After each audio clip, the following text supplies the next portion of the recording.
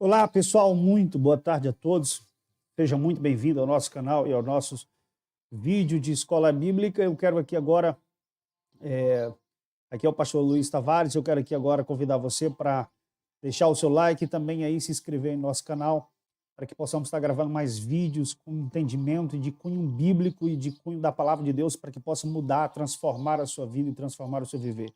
Nós vamos agora falarmos uma palavra do Senhor, sobre expondo os segredos de Satanás. E esse tem sido um dos maiores mistérios da Bíblia, e eu amo os mistérios da Bíblia. Você que ama os mistérios da Bíblia, venha conosco, e nós queremos agora, sem muitas delongas, compartilhar com vocês alguns mistérios da palavra do Senhor nessa tarde, e que o Senhor há de abençoar abundantemente.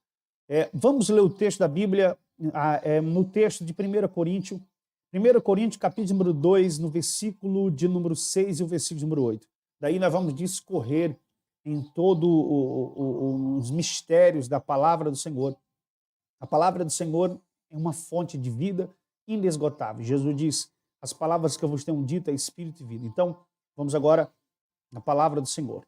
1 Coríntios, no capítulo número 1, no versículo de número 6, até o versículo número 8, está escrito assim: todavia, falamos sabedoria entre os perfeitos, não porém a sabedoria deste mundo, nem dos príncipes deste mundo, que se aniquilam, mas falamos a sabedoria de Deus oculta em mistério, a qual Deus ordenou antes dos séculos para a nossa glória, a qual nenhum dos príncipes deste mundo conheceu, porque se a conhecesse, nunca crucificariam o Senhor da glória. Pois bem, meus irmãos, é aí que eu quero falar e eu quero discorrer. O apóstolo Paulo, dentro de todos os apóstolos de Jesus, ele foi o apóstolo que acessou muitos mistérios. Precisamente, 7 mistérios ocultos. O apóstolo Paulo escreveu nas suas cartas para nós, mistérios do mundo espiritual, a qual nenhum outro dos apóstolos revelou esses mistérios a nós. E um dos mistérios que ele revelou a nós, através do texto que nós acabamos de ler, é falando sobre exatamente sobre se o príncipe deste mundo soubesse ou imaginassem que Jesus era o Senhor, se ele soubesse que Jesus era o Senhor da glória, jamais o crucificariam. Eles não o crucificariam sabendo que ele era o Senhor da glória, porque sabia que se Jesus morresse, a morte e ele perdia o motim e a força de matar. Esse era um dos grandes segredos de Satanás. Então, esse é um segredo. Então, eu quero discorrer em alguns textos aqui, que eu quero que vocês entendam e saibam coisas que Satanás pode fazer e as coisas que ele não pode fazer. Eu quero aqui pontuar algumas coisas. Satanás, ele não tem poder, até porque Jesus diz que todo o poder foi dado a ele. Todo o poder foi dado nos céus e na terra a Jesus. Então, Satanás não tem poder. Mas, pastor, se Satanás não tem poder, o que acontece que é esse embate espiritual? Satanás está lutando contra Deus? Não, Satanás não está lutando contra Deus, primeiro porque ele é uma criatura, ele é um anjo, ele é um querubim criado, jamais lutaria contra aquele que é criador, senhor de tudo, sabedor de todas as coisas. Ele não teria força e não tem poder algum para lutar contra o Senhor. Então, o que é que Satanás pode? O que é que Satanás sabe? O que é que ele tem que consegue entrar em peleja contra a igreja, contra aqueles que temem o Senhor? Até porque, como já tenho ensinado esses dias na nossa escola, no livro de 1 Tessalonicenses, no capítulo número 2, versículos 18, o próprio apóstolo Paulo diz que algumas vezes ele tentou ir ter com as pessoas, mas não pôde porque foi impedido por Satanás. Paulo, quando está findando a sua carta a Timóteo, ele diz: combati um bom combate, acabei a carreira e guardei a fé. Ele diz que combateu o bom combate. Então ele diz que está em um combate. Acabei a carreira, mas guardei a fé. Ele está em um combate. O combate que Paulo está não é um combate humano, é um combate espiritual. Quando ele mesmo fala em Efésios capítulo número 6, a partir do versículo número 10, que Satanás tem as suas artimanhas e nós estamos em uma luta e devemos tomar toda a armadura de Deus para que possamos resistir o inimigo no mundo espiritual, os principados, as potestades. Por que ele está dizendo isso? Ele está dizendo isso mesmo sabendo que Satanás foi um ser vencido por Jesus e que ele foi apenas um anjo. Ele não está lutando, Satanás não luta contra Deus, ele luta contra o homem, ele luta contra a igreja desde o princípio. Então, só que precisamos saber, eu costumo dizer sempre e falo que a primeira arma de um exército ou de um general é conhecer as estratégias do seu inimigo. Essa é a primeira arma. Ninguém entra numa batalha ou entra em uma peleja sem conhecer de modo algum como o seu inimigo ataca, como ele atua, como aquele exército é, enfim. É a primeira arma, sempre a nossa primeira arma será conhecer o que o nosso inimigo faz. Então Satanás, ele não tem poder. E o detalhe, Jesus nos equipou no Evangelho de Lucas, capítulo 10, versículo 19, Jesus que nos deu todo o poder, é isso que eu vos dou poder e autoridade sobre toda a obra do maligno. Perceba, Jesus diz que nós temos poder sobre a obra do maligno, sobre toda a obra do maligno. Jesus diz também que além de termos poder sobre a obra do maligno, ele nos deu autoridade. E se bebêssemos com alguma coisa mortífera, nada nos faria um dano algum. Então, seguinte, então o que acontece? Por que nós estamos nesse embate? Simples. É como eu tenho dito, eu estou recapitulando algumas coisas que tenho ensinado esses dias na nossa escola e até mesmo no nosso grupo de WhatsApp sobre batalha espiritual, que eu tenho ensinado. Se você prestar atenção, todo o Antigo Testamento ele é uma sombra do Novo Testamento e todo ele é tipológico. Quando você lê Lucas, no capítulo número 24, você percebe que Jesus está dizendo aos discípulos de Emaús que ele está cumprindo a lei de Moisés, os Salmos e os profetas. Então, Jesus está cumprindo um conjunto de livros. Ele está cumprindo o Antigo Testamento por inteiro. Agora, se pegarmos a história dos reis de Israel, quando Acabe, a partir do versículo 20 e pouco, diz a Bíblia que Acabe está saindo para uma peleja, e quando ele está saindo em uma peleja, Acabe, o que ele faz? Ele se disfarça. Meu profeta Micaías diz que ele iria morrer e ele se disfarçou, tomou uma armadura. Tudo ali é uma projeção profética. E o inimigo acertou ele na brecha, na fenda da sua armadura. Aqui é o cerne, aqui é a base daquilo que eu quero falar para vocês. O que acontece? Na fenda da armadura, o inimigo acessou e conseguiu matar Acabe. Por quê? Simples. Porque a fenda nas armaduras de Acabe não era coisa física, era coisa espiritual, porque Acabe não estava alinhado com a vontade de Deus no mundo espiritual, não estava alinhado. Embora ele fosse de Israel, embora ele fosse do povo de Deus, descendente de quem era de Deus, descendente dos reis de Israel, mas ele não temia Deus e não seguia nos parâmetros da lei de Israel. Então o que acontece? A lei de Deus que guardava os reis segundo as armaduras espirituais, as armaduras espirituais elas não são coisas do Novo Testamento apenas.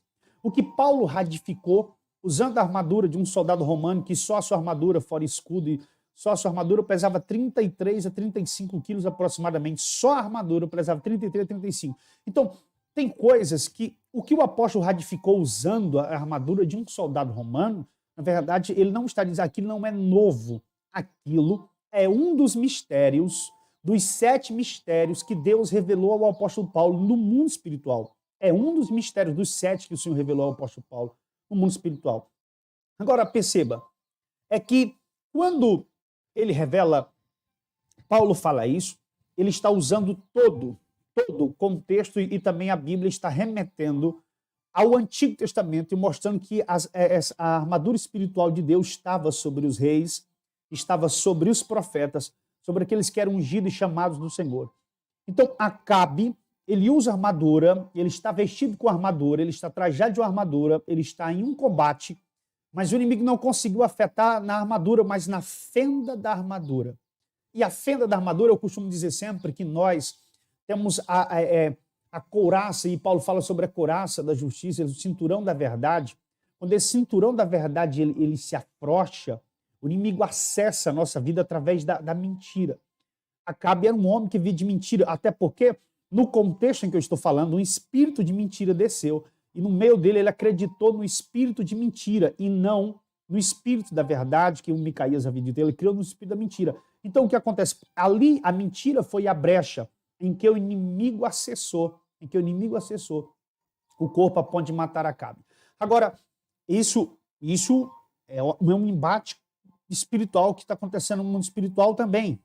Lembre-se que em Israel, em todo Israel, tudo que acontecia aqui embaixo, na verdade, era só algo replicando o que estava acontecendo no mundo espiritual, o que acontecia no mundo físico.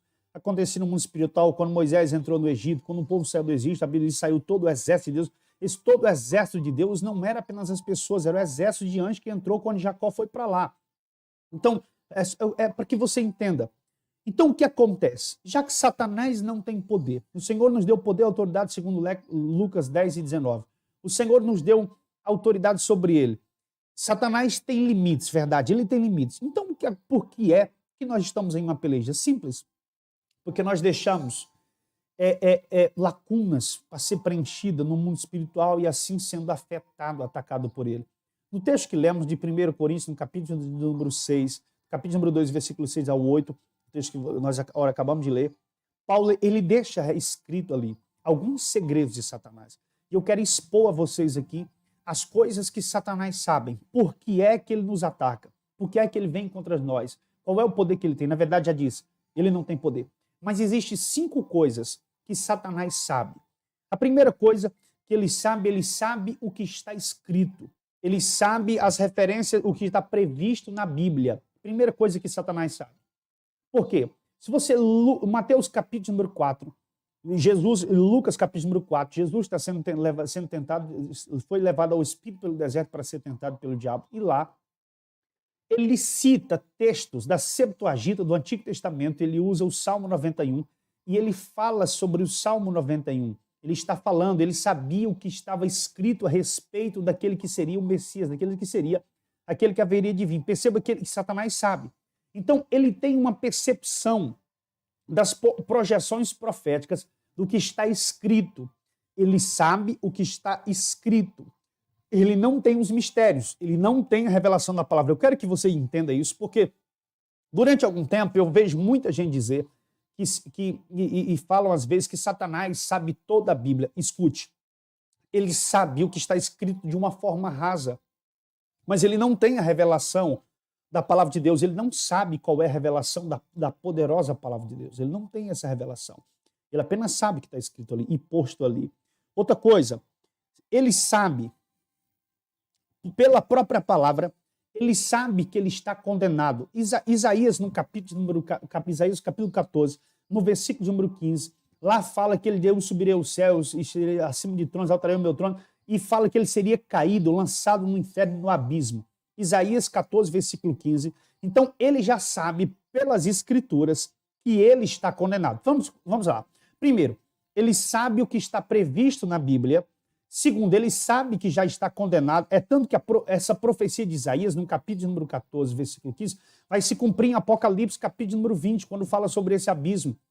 Esse abismo é falado no profeta Isaías, mas em Apocalipse, ele é de fato revelado que existe um abismo que será a prisão de Satanás, que ele estará preso.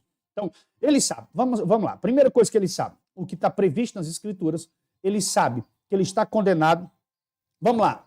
Terceira coisa que Satanás sabe, ele sabe o que você diz, ele sabe o que você fala. Aquilo que você fala, ele sabe. Provérbios capítulo 18, versículo 21 diz que, no versículo 21, a Bíblia diz que a vida e a morte está no poder da língua, e o homem sábio viverá do fruto dela. Então, perceba, o que é que ele sabe? Ele sabe o que você diz. Você tem que ter muito cuidado com a sua boca, porque a sua boca, na verdade, revela, às vezes, coisas que Satanás não sabe sobre você, ele sabe através da sua boca, porque quando você fala. Se pegarmos o livro de Jó do capítulo 1 até o capítulo número 40, até o capítulo de número 40, ou o capítulo 39, Satanás está em volta de Jó, procurando saber, ou esperando Jó blasfemar contra o Senhor. Veja que ele não está esperando nenhum outro pecado de Jó. Ele só está esperando que Jó fale. Se você pegar o capítulo de número 2, diz assim, e contudo Jó não pecou com os seus lábios. Então Satanás estava em volta de Jó, não era esperando um pecado intitulado que conhecemos, esperava uma palavra. Ele apenas esperava uma palavra, porque ele sabe. Ele só sabe o que você diz. Ele não sabe o que você pensa, ele não sabe o que passa seu coração, ele não sabe o que Deus revela a você. Isso é, no seu íntimo, ele não sabe qual é o seu, mas ele sabe o que você diz. Então, você tem que ter cuidado com as suas palavras, porque o livro de Jó inteiro, ele está esperando apenas palavras. Então, é isso. Primeiro, vamos lá. Você que está chegando agora na nossa live, eu estou acompanhando as irmãs que estão chegando agora. Deus abençoe vocês. Temos que pontuar isso, que a primeira coisa que ele sabe, o que está previsto nas Escrituras, a segunda coisa que ele sabe, que ele está condenado, a terceira coisa que ele sabe o que você diz. Então, tem que ter cuidado com as suas palavras, o que você diz, o que você fala em forma profética. Por isso que, às vezes, tem situações que se levantam contra nós para florir as nossas emoções, para que nós venhamos falar coisas. E quando falamos palavras nas nossas emoções, entregamos a ele o botim, às vezes, e damos permissão para que ele possa trabalhar através das palavras que dissemos. Porque, como Provérbios 18 e 21 diz que temos que ter cuidado com o que dizemos, Salomão sabe o que dizia. No capítulo 5, Salomão diz: quando pensares alguma coisa mal, põe a mão na boca para que não fale. Então, ele passa esperando isso. Quarta coisa que Satanás sabe. Existe a quarta coisa que ele sabe. Ele sabe o que você faz. Vamos lá. Ele sabe o que você diz, agora ele sabe o que você faz. Apocalipse, capítulo 12, versículo 9, até o versículo número 11. A Bíblia diz que está havendo uma peleja lá e ele chega diante de Deus para acusar. Ele chega diante do Senhor para acusar. E o acusador dos nossos irmãos que acusava de dia e de noite os nossos pecados. Então ele sabe o que a gente faz. Embora ele não seja onipresente, Satanás ele não é onipresente. Ele não tem todo o poder. Ele é um anjo, ele é um querubim. E por ele ser um querubim, ele é um querubim caído que governa sobre outros, que tem domínio sobre outros anjos. Os anjos que caíram com ele, a terça parte, segundo Apocalipse 12, versículo número 7. A terça parte que caiu com ele. Então, veja o que acontece. Então ele sabe, através de seus anjos, tentadores ou da sua própria tentação, ele sabe o que a gente faz. E sabendo o que a gente faz, ele vai diante de Deus e nos acusa. Então, é isso que ele sabe o que você faz. Segundo Apocalipse. E outra coisa que ele sabe, a quinta coisa para nós entrarmos dentro da revelação da mensagem, a quinta coisa que ele sabe, ele sabe os planos que ele tem. Ele tem planos a nosso respeito. Satanás tem planos a nosso respeito. Paulo escreveu em 2 Coríntios, no capítulo de número 2, no versículo de número 11, ele diz assim: não vos ignoreis as palavras, os ardis de Satanás. Ele diz: não vos ignoreis. Ou seja, por que o que é que ele está dizendo? Ele está dizendo que os ardis de Satanás, a palavra grega para ardis ali, é a mesma palavra para metas ou para planos. Quando ele diz: não vos ignoreis os ardis de Satanás, ele diz: não vos ignoreis as metas ou os planos de Satanás. A quinta coisa que ele sabe é que ele tem planos contra a minha vida, planos contra a sua vida, planos contra a nossa família. Ele tem planos. Então, ardis quer dizer metas quer dizer planos. Os planos que ele arquitetou, se percebemos, Efésios capítulo 6, tem uma palavra grega inserida ali, que eu não lembro, quando Paulo fala que o ataque de Satanás é através de planos, de ardis. Ele tem planos e ardis para nos atacar. Então, Paulo diz: não vos ignorei-vos. Então, é isso que a gente tem que entender. Isso são as coisas que eles sabem. Ele não tem poder. Ele só tem algumas informações. Ele não sabe as coisas de Deus. Ele não sabe as revelações de Deus para a minha vida, nem para a sua vida. Ele não sabe os planos de Deus para você. Mas ele tenta descobrir através de você, através das suas palavras, através das suas atitudes, enfim. Como? Pastor, ele não sabe os planos de Deus. Verdade, ele não sabe. Ele tem uma compreensão rasa das Escrituras, mas ele não tem revelação dela. Por que eu digo isso? Eu digo isso por causa de Mateus, capítulo número 16, no versículo 21, se não me falha a memória, Mateus 16, quando Jesus está conversando com Pedro, Satanás entra em Pedro, e Pedro diz: Senhor, você não vai fazer isso. E de repente, Jesus diz: para de trás de mim, Satanás, porque tu sabes, olha, perceba o que Jesus está dizendo assim: tu sabes as coisas dos homens, mas não compreendem os mistérios de Deus. Desses mistérios de Deus, Paulo recebeu a revelação desses mistérios. Essa é a diferença, essa é a grande diferença do apóstolo Paulo, é a grande diferença do apóstolo Paulo para os outros apóstolos de Jesus. Porque o apóstolo Paulo, ele compreendia, ele recebeu a revelação dos mistérios, e quanto outros apóstolos, eles não teve tantos mistérios assim. Porque Lúcifer sabe das coisas dos homens, Jesus disse, mas não sabe os planos de Deus. Agora, o grande segredo aqui, a grande queda de Satanás é porque Jesus, quando vem em Apocalipse, ele diz, Apocalipse, capítulo 1, ele diz o seguinte, eu sou o alfa e o ômega, o princípio e o fim, o começo e o fim de tudo, alfa e ômega. Quando Jesus diz alfa e ômega, ele está usando as duas palavras do alfabeto grego, alfa e ômega. Então, são duas palavras do alfabeto grego. Só que, porque o Novo Testamento foi escrito no grego, então são as duas letras do alfabeto grego, Jesus usando. Só que, se voltarmos no alfabeto hebraico, o alfabeto hebraico não dá para se colocar da mesma forma que está no alfabeto grego. Porque a primeira letra do alfabeto hebraico é Aleph, a última letra é Tav. Aleph e Tav. Jesus disse assim, Apocalipse, capítulo 1, ele diz, eu sou o alfa e o ômega. Quando ele faz isso, há uma frustração, quando Jesus diz, há uma frustração nos desejos de Satanás. Por quê? Porque se prestarmos atenção e discorrermos nas escrituras, nós percebemos que Satanás ele quer ser como um alfa. Um alfa porque ele quer ser o primeiro e um alfa. Por quê? Ezequiel, capítulo de número 28, versículo 13, diz, serei semelhante ao Altíssimo e subirei e colocarei meu trono. Ele quer ser semelhante, ele quer ser igual a Deus. Ele quer ser, depois de Deus, o alfa. Ele quer ser o princípio, ele quer ser o primeiro.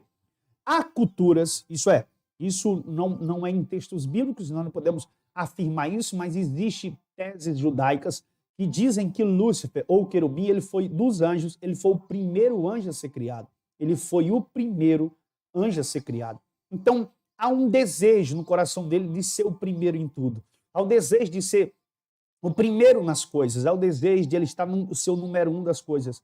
Quando Jesus diz, eu sou o alfa, Jesus está mostrando para Satanás, está dizendo também, entre entrelinhas, que ele é quem é o alfa, ele é o primeiro e também ele é o último. Mas não vou falar da palavra ômega agora. Até porque na verdade, temos que usar os dois alfabetos. Eu quero que você preste atenção no alfabeto, nos dois alfabetos. Estou falando aqui dos dois alfabetos. Então, eu quero que o alfabeto grego, as últimas letras são alfa e ômega.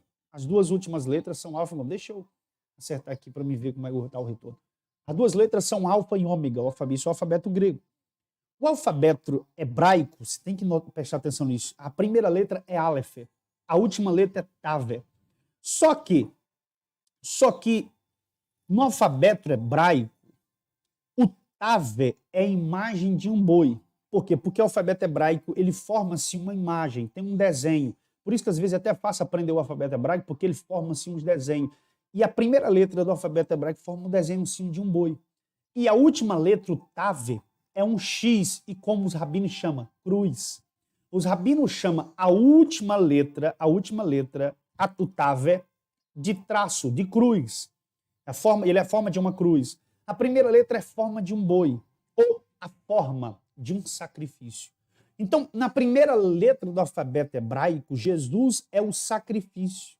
Na última letra, no Aleph, ele é o boi do sacrifício de Deus, dando uma tipologia da grande ovelha vermelha, da grande bezerra vermelha de Números. E também, na última letra, Tav, aonde está a cruz. Quando o alfabeto hebraico se encontra a última letra com a primeira letra, mostra-se um sacrifício, um boi sendo crucificado, ou o sacrifício em uma cruz. Então, no alfabeto hebraico, já estava incutido ali o sacrifício do filho e a consumação na cruz.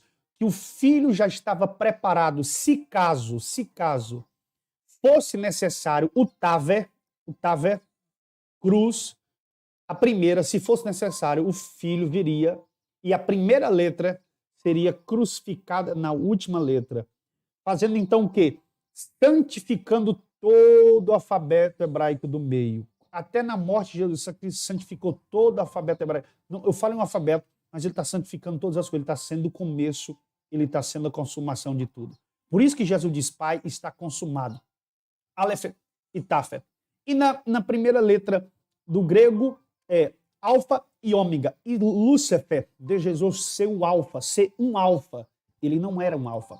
Se você prestar atenção, depois que o Senhor fez todas as coisas, a primeira pessoa, fora as duas pessoas que estavam na terra, fora as duas pessoas, fora Adão e Eva, a primeira pessoa a aparecer ali, eu falo em pessoa não física, mas a primeira pessoa espiritual a aparecer ali é Satanás, que entra na serpente e você conhece a história. Ele é o primeiro ali. Se você continuar lendo a Bíblia, nós iremos perceber que ele estará em primeiro em todas as coisas.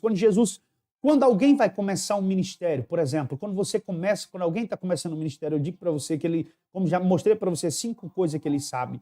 Ele sabe o que você diz, ele tem uma compreensão rasa das escrituras, ele sabe o que você está fazendo. Então, todo começo de ministério, Satanás vem atacar no começo. Se você ver em 1 Samuel, capítulo 17, diz a Bíblia que de manhãzinha, porque como tenho ensinado, irei gravar uma aula e vídeo aqui no YouTube, como tem ensinado mostrando que os gigantes, na verdade, são os descendentes da serpente. Os descendentes da serpente. E Davi é o descendente da mulher. Ali, a Bíblia diz que Golias afrontava os homens todos os dias, pela manhã cedinho e no final da tarde.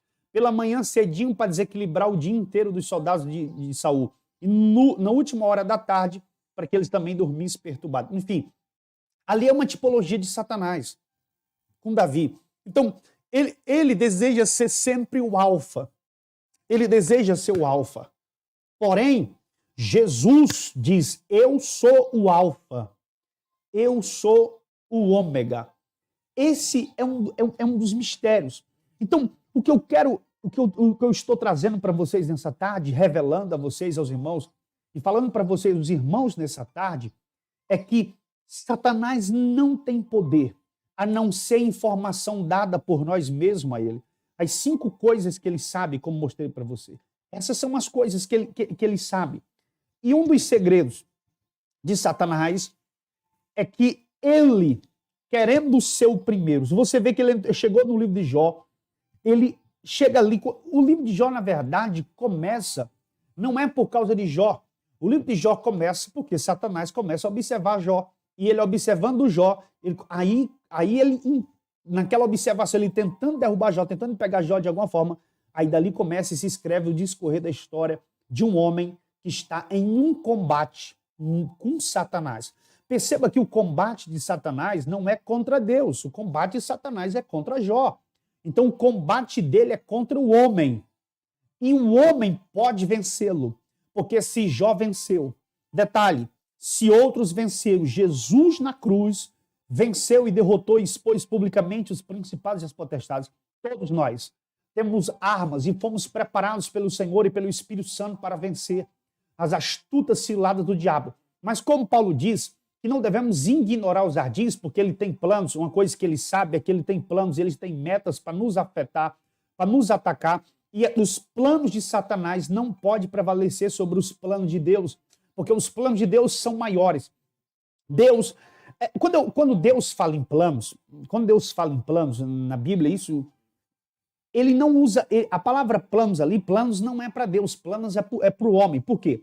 Porque Deus está dentro da eternidade. Lá dentro da eternidade, nada muda, nada se altera. Por isso que Deus não pode ser, Deus não muda. Porque ele é eterno e ele está em uma eternidade, ele não muda. Mas aqui na Terra, tudo que ele criou muda. Tudo que muda, o tempo muda tudo está sendo mudado, tudo está sendo transformado pelo tempo. Deus muda tudo, ele não muda, mas ele muda tudo aqui na Terra. Então o que acontece? Deus não precisa de planos, porque lá nada muda. Mas ele cria planos para o homem. Por isso que o profeta Jeremias disse, eu sei os planos que tenho sobre vós, planos que tenho sobre vocês. Então, Deus tem planos para nós porque nós estamos aqui. E a única maneira, ou a melhor maneira de escaparmos dos planos que Satanás arquitetou contra nós, é entrarmos dentro dos planos de Deus. Estamos nos planos de Deus. Agora, se percebemos, vamos ler, eu quero que você leia esse texto aqui comigo mais uma vez. Vamos prestar atenção. no versículo de número 7. No versículo de número final aqui, 7, está escrito aqui. 1 Coríntios, que começamos a ler. Todavia, falamos sabedoria, o versículo 7, melhor, perdão. Mas falamos a sabedoria de Deus, oculta em mistério. Perceba que ele diz que falamos a sabedoria de Deus, oculta em mistério. Essa sabedoria, por que ela está oculta? É uma sabedoria oculta em mistério. Paulo descobriu 7 mistérios dessa sabedoria oculta. Deus quer nos dar essa sabedoria oculta. Agora vamos lá. O qual Deus ordenou antes do século para nossa glória. Perceba, para nossa glória. Não é para a glória de Deus, é para nossa glória. Para nossa glória. A qual nenhum dos príncipes deste mundo conheceu. Nenhum dos príncipes desse mundo conheceu. Isso eu falei o que Satanás sabe. Isso aqui é o que ele não sabe. Ele não sabe a sabedoria e o mistério oculto de Deus. O que ele não sabe, porque ele não conheceu, porque se tivesse conhecido a sabedoria, jamais teria crucificado a Jesus. Então aqui está o que ele não sabe, aqui está o que ele não entende, aqui está tudo que o inimigo não entende e não vai saber. Agora, é interessante que você preste atenção e que pontue essas coisas aqui, que o que então ele não sabe, ele não conhece, eles não conhecem, por isso crucificaram Jesus. Agora é necessário que você entenda os planos de Deus para que fique livre dos planos de Satanás.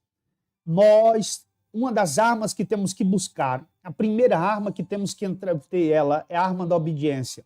Não basta termos as armaduras de Acabe não protegeu, uma fenda se abriu porque havia desobediência. Precisamos a obediência, precisamos conhecer o que está nesse texto aí. Sabedoria de Deus oculta em mistério. A sabedoria de Deus que está oculta, que está em mistério. Se descobrirmos essa sabedoria oculta em mistério, teremos o poder de Deus conosco. Agora, o mais interessante é que nesse mesmo texto, o versículo não está aí, se você pegar a sua Bíblia, lá no versículo de número 10, o apóstolo Paulo diz o seguinte: mas Deus nos revelou pelo seu Espírito, porque o Espírito penetra todas as coisas e a profundeza de Deus.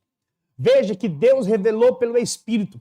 A única maneira de descobrirmos isso é buscando o Espírito Santo, e o Espírito Santo vai dar a revelação. Então, o que acontece? Eu quero expor o segredo de Satanás, o maior segredo de Satanás, é que ele não tem poder. Segundo, eu expus aqui nesse vídeo o que ele sabe e o que ele não sabe. E ele não sabia que Jesus era o Cristo. Então, perceba que ele não tem algumas informações. Então, ele não sabe. Ele tenta saber. Ele perseguiu o ministério de todos os homens.